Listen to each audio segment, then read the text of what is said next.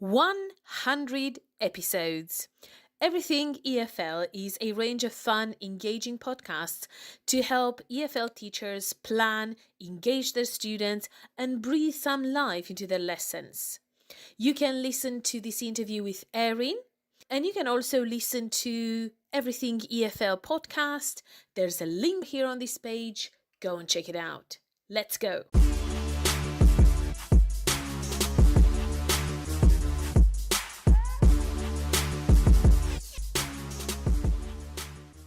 Erin, thank you for accepting this interview today. I'm glad you're here. Let's just dive in. And the first question is, can you tell us a bit about yourself?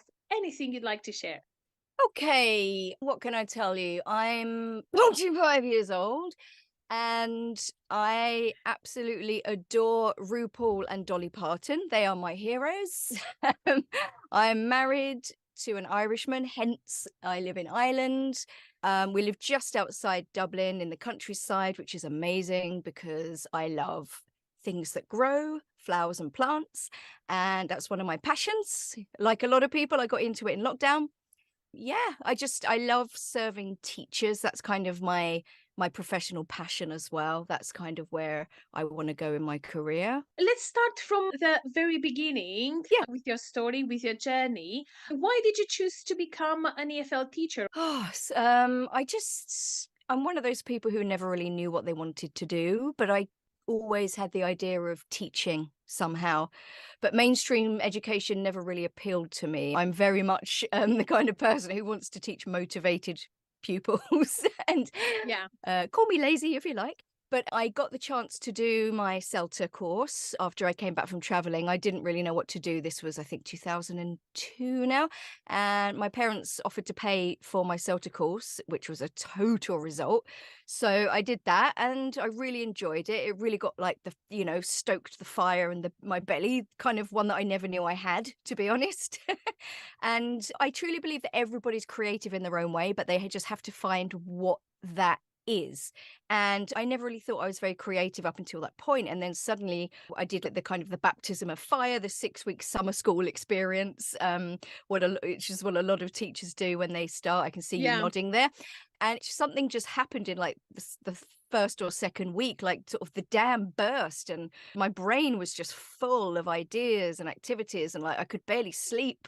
And it's just been fairly wired ever since. And that was nearly 20 years ago now. I actually did my CELTA in Dublin at Kaplan, and then of course I worked for them. I don't know why, of course, but it so happened that I worked for them at the summer school in 2014 and 2015. At that point, I had been a teacher for 5 years already, but I got my CELTA quite late. And yes, I think summer school, especially if you have a good director of studies that can help you when you're just starting out, I think it's a great experience, and I loved it. Yes, it was great. Yeah. So over the years, you've worked with children, adults. What ages have you worked with, and which ones do you like working with? I've worked from sort of 7 years old to 70 years old. My first proper job was in Poland, and I was teaching, young children to adults. I've taught asylum seekers and refugees as well in South London, like a lot of sort of Sudanese, Ethiopian, Eritrean, Somalian, Polish as well. But to be honest, I like adults. Like I said earlier, I want students who are motivated, and I've taught pretty much every nationality there is. I'm sure you know that in different schools you tend to have certain Yes. nationalities.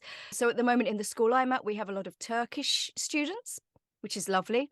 In my last job, we had loads and loads of Japanese students because there was an agency who had contacted all the universities. So they came over to Dublin, university groups. And that was also very interesting because the Japanese, lovely and polite though they are, very hardworking and disciplined, very, very culturally shy of speaking and making mistakes. Yeah. So I had to find ways of creating an environment in class where they were comfortable enough to talk and also to sort of build their confidence and self-esteem. And that's one of the things when I started out, like on my social media journey, trying to become an authority on social media for other teachers, that was one of the things that I really was focusing on, is building students' confidence. And it's kind of since gone somewhere else, but that's definitely one thing that I feel very passionately about, because, we often put the student at the center of the lesson, but we don't always put the human at the center of the lesson.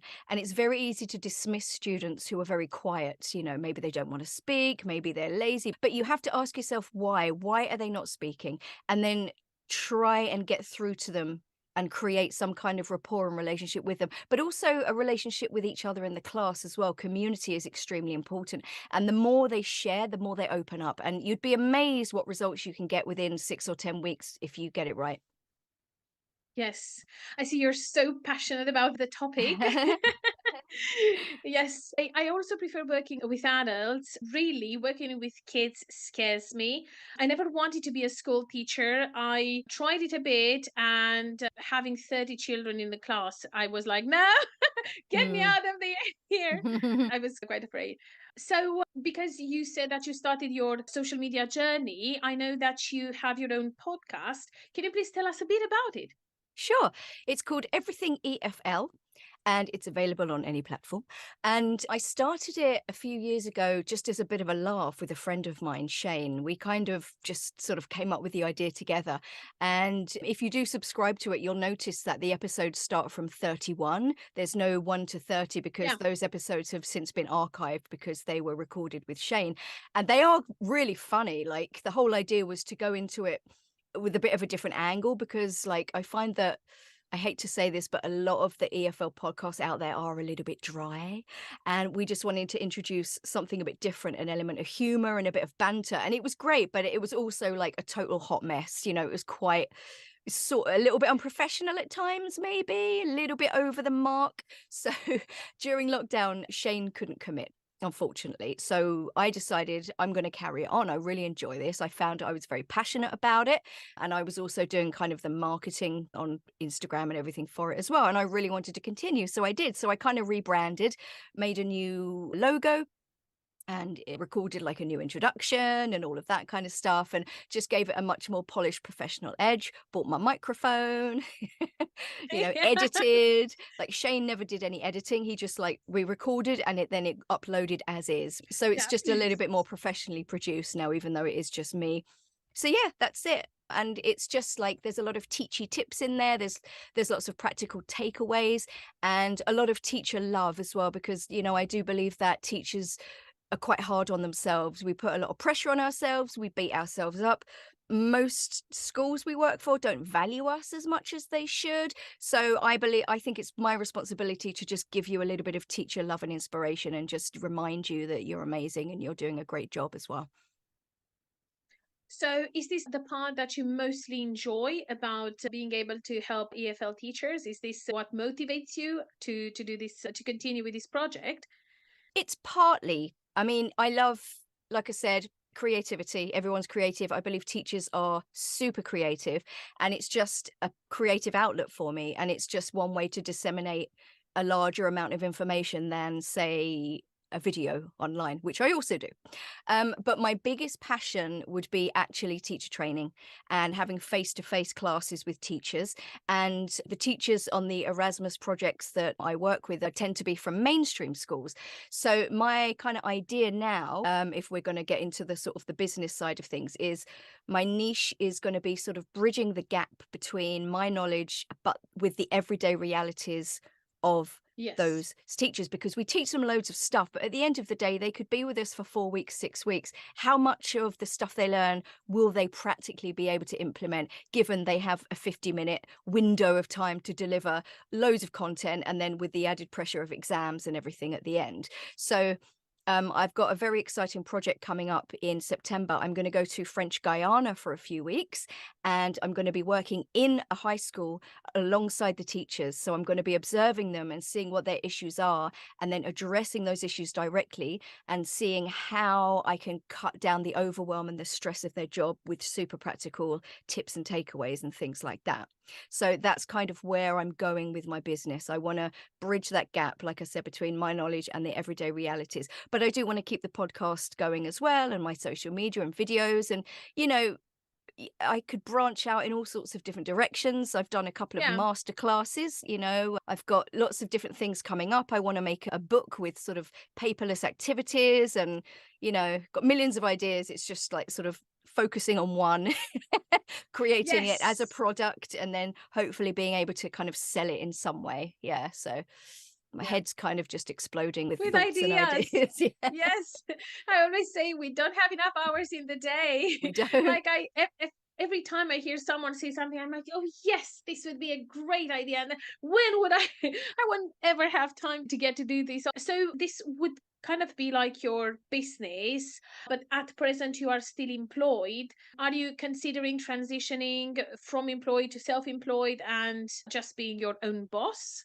That's the goal. I have a goal to leave my job by the end of the year, but it really does depend. Like I said, once I do this French Guiana thing, I'd like to be able to create some kind of product, maybe a digital course or maybe a consultancy or something where I can actually sell something, a service to people. That's kind of the goal. And then, like I said, passive income with maybe like a book idea or something like that. But yeah, the goal is the end of the year. So I've been building authority online for a couple of years with my posts and my videos and my podcast, and the podcast is all part of that as well. It attracts Yeah. people, so it's just a slow build. It's a very slow build, but hopefully something's gonna happen soon.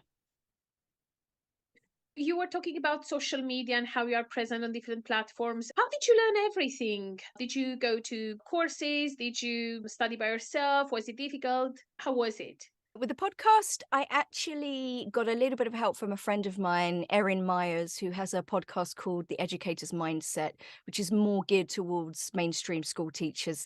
But we connected on Instagram and we became great friends. In fact, I'm hoping to meet her in a few weeks for the first time when I go to America. But she told me about the right microphone to use, the fact that there's some editing software. She gave me the name of that. And then with sort of everything else, like the marketing and sort of creating business ideas, I actually have had a business coach. She's very, very active on Instagram and LinkedIn. She has different courses you can do. She does one-to-one business coaching and stuff. So I kind of started with her. I haven't finished with her yet by any means, but I would recommend, if you really are at sea and you don't know where to start, there are plenty of people online whose sole focus is helping teachers create their own businesses. So I would say make use of the free content first. Find who you Yeah. really like and who really aligns with you and your beliefs, because, one person, you might love one person, I might hate them. You have to Yeah. find someone who aligns with your personality and then pursue a little bit more, like invest. You're going to have to invest a little bit. You can't just, unless you're supremely gifted or lucky, you have to Yeah. invest in your business and get a little bit of coaching and a little bit of professional help, I think. Yes, I do understand that transitioning from employed to self-employed and finding your own student is quite difficult, starting your business. So there are no resources, let's be honest. Mm, But at one point, if you want to grow, you're going to have to invest. And I have been working with loads of coaches. I'm really passionate about the legal part of businesses, especially for teachers, because I always say that we teach from the heart. And, yes. when students come to us and they have certain problems, financial problems, we always put, or at least it was my case, I put them first. And I didn't focus on me that much at one point, but we need to learn to be fair with everyone. So I love this part of the legal side of things and also the tech side of things. I studied IT and maths before I studied languages. And I really like building stuff and finding all sorts of apps. So, That's the yes, I worst think, part for me. yeah, I hate the tech side of things, hate it. yeah, I really liked it. And when I studied maths and IT, I hated maths and IT. I didn't understand why I was there. Why did I choose this? But in time, it made sense. And now I Yeah. always think that every time we learn something, maybe at one point we find it useless, but one day we are going to find it useful and we'll be able to use it. So you said about Instagram, for example. I'm actually going to work a bit more with teachers who want to start, grow, or scale their own businesses, like freelancers or small businesses. And do you think Instagram is a place where teachers of English as a foreign language, for example, should be to find more students? Yes, I actually like my niche is a bit different. I try and work with Yeah. teachers. However, there's a huge teaching community on Instagram. I was very resistant to joining Instagram for a long time because I had this idea that it was all very narcissistic and, just people showing off their gym bodies. But there are different communities on there. So, my Instagram now is 97% teachers, 2% friends, and 1% drag queens. So it's brilliant. And I find that other teachers are very supportive. So if you need advice or if you're looking to get a bit of inspiration for marketing, there's no harm in stealing and adapting. Absolutely not. But there are lots of teachers on Instagram who are looking for students. Definitely. Yes. Yes. I actually have an Instagram account. I think I have only once posted. And when I did, it was a mistake. So I posted on Facebook and it went to my Instagram account. I don't know how. And one of my students sent me a message and said, well, Val, I saw that you have your post also on Instagram. That's great because all the young people are there. And I was like, what? All the young people are there. Oh, thank you. I felt, yeah, I was not in the place where I was supposed to be. Now, towards the end of our conversation, how would you encourage teachers who are just starting out? Because, well, you've been a teacher for many years and you have experience now and you're moving into something else. But the ones that just qualify and they're like, where can I find students? How am I going to teach this? How am I going to teach that? Hmm.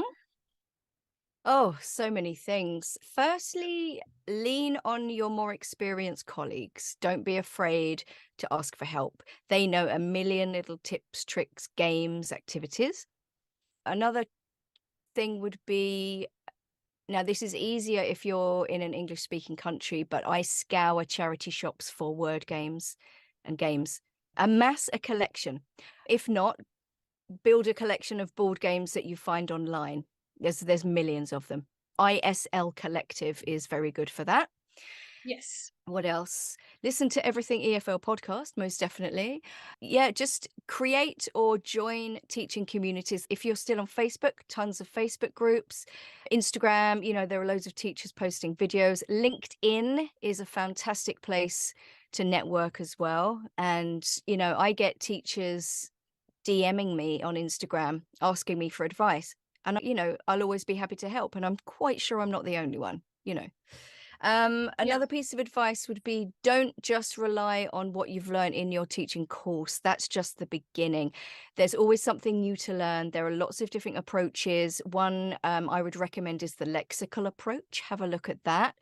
It's very Yes. useful. Don't just think of language as single words. We learn through units of language. So next time you're pre-teaching that vocabulary or you're looking at interesting words in a transcript or a reading, look at the words around it. Can you make a phrase out of it? Even something like if you're teaching something elementary like shower, okay? It's not just shower, it's take a shower or have a shower. Give your students a phrase they can work with. Don't just deliver content. Think about building trust, rapport, Yeah. relationships, community. Work on your students' mindset as well. I do a lot of mindfulness stuff, even if it's just like get up, stretch, breathe, discuss an inspirational quote. Can you find little mindfulness quotes, little mindfulness activities? All of these things really help because the more confident and self assured your students are, the more they will learn because they need to be relaxed. If your brain is stressed, it will shut down. And that's a fact. Yes. Also, look into sort of coaching versus teaching as well. There's lots of language coaches and neuro language coaches online. It's easier to coach a student if you're doing one-to-one with them, but you can take elements of neuro language coaching and implement them into your teaching. Again, a lot of it's about, the state that your brain has to be in order to learn. But all of this stuff's super useful, super, super useful. Do you want me to go on? I could go. I I could sit here all day. I actually interviewed a neuro language coach. She's also a business coach, and she also went into this neuro language coaching, and she applies it, and she really, really loves it. So, if teachers feel that they are at a certain level with their teaching experience, and they would like to work with you, how could they work with you? Good question. Like I said, I'm still transitioning. So at the moment, I don't have a solid product or service, but I would just encourage people to, follow me online, follow my podcast, and just keep an eye on what I'm doing because I will be producing things that I can sell. But if anybody just needs like a bit of advice about something, just DM me. I'm more than happy to help on that level. I'm trying to transition into working with schools as well. So, if you think that my services might be good for your school, talk to your director, talk to your manager. You never know what we may be able to work out. Yes, yes. I think schools do need that. I think we went through all the questions that I had today. Thank you again for accepting to be here today. Thank you. And teachers who are interested in listening to your podcast are going to find a link under the recording, under this podcast, to check it out. Thank you Okay. very much. My pleasure. Thank you very much for having me.